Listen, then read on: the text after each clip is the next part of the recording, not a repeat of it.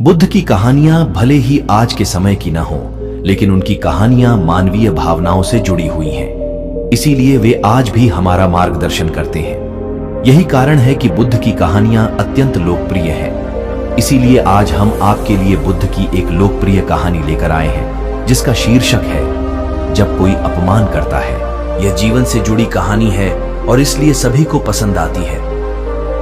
हमें उम्मीद है कि आपको गौतम बुद्ध की यह कहानी पसंद आएगी। एक बार बुद्ध किसी गांव से गुजर रहे थे।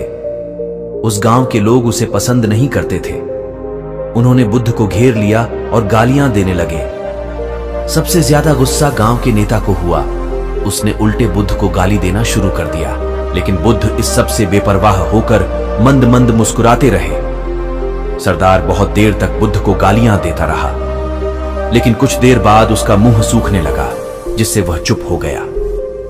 यह देखकर बुद्ध ने कहा, यदि तुम्हारी बात पूरी हो जाए तो मुझे आगे बढ़ना चाहिए। मुझे आगे गांव जाना है। वहां लोग मेरा इंतजार कर रहे होंगे। यह देखकर गांव का एक आदमी बोला, हम आपका अपमान कर रहे हैं, गाली दे रहे हैं, लेकिन आप जवाब देने की बजाय मुस्कुरा रहे हैं। आप इस पर प्रतिक्रिया क्यों नहीं देते? बुद्ध ने कहा, वत्स, तुम्हें आने में थोड़ी देर हो गई। 10 साल पहले आते तो मजा आता, क्योंकि 10 साल पहले मैं भी तुम्हारे जैसा था। यदि उस समय तुम मेरे बारे में बुरा बोलते या मुझे गाली देते तो मैं भी क्रोधित हो जाता।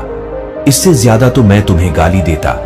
संभव है कि वह शारीरिक हिंसा का भी सहारा ले, लेकिन अब मैं आगे बढ़ चुका हूं। मैंने अपना सारा गुस्सा और नफरत पीछे छोड़ दी है।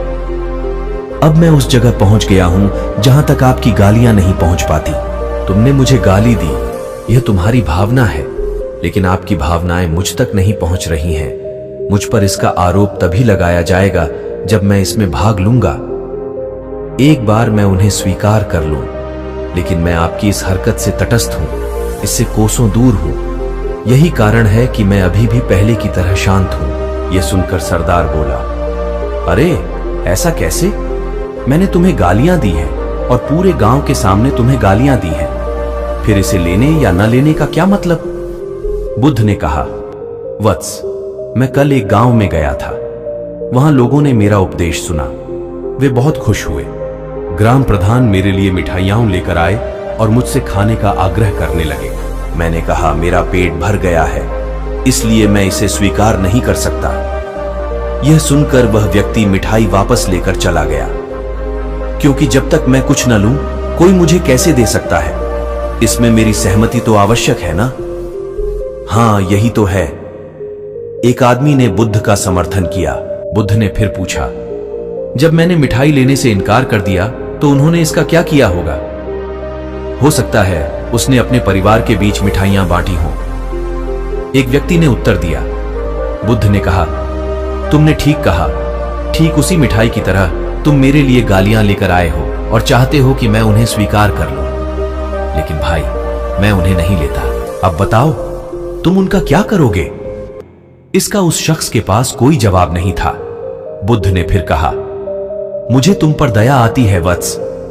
अरे मुझे तो गुस्सा तभी आएगा जब मुझे ये गालियां मिलेंगी, और जब मैं गालियां नहीं खाता तो क्रोध का प्रश्न ही नहीं उठता। सरदार ने बुद्ध की बात पर कोई प्रतिक्रिया नहीं दी।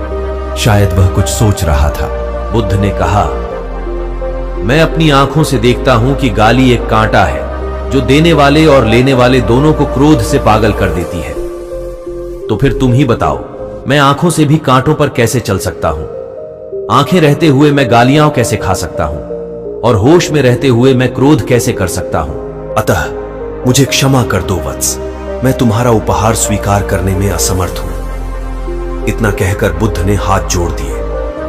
बुद्ध की बात सुनकर सरदार लज्जित हो गया। उसकी आंखें भर आईं। वह कुछ कहना चाहता था, लेकिन उसके होठों ने जवाब दे दिया, और जब उससे और सहन न हुआ तो वह बुद्ध के चरणों में गिर पड़ा। दोस्तों, हम में से ज्यादातर लोग यही सोचते हैं कि हमारे दुखों का कारण कोई और है, और जब हम इस पर विश्वास करते हैं तो हम आत्मनियंत्रण की कमी और खुद को नियंत्रित करने में असमर्थता को नजरअंदाज कर रहे हैं। वास्तव में यह हम पर निर्भर करता है कि हम दूसरों द्वारा प्रदत्त नकारात्मकता को स्वीकार करते हैं या नहीं।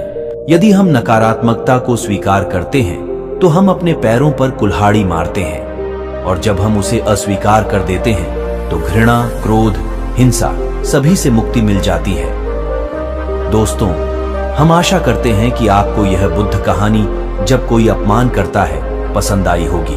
दोस्तों, हम आपसे फिर मिलेंगे ऐसे ही रोचक और उपयोगी कहानी के साथ।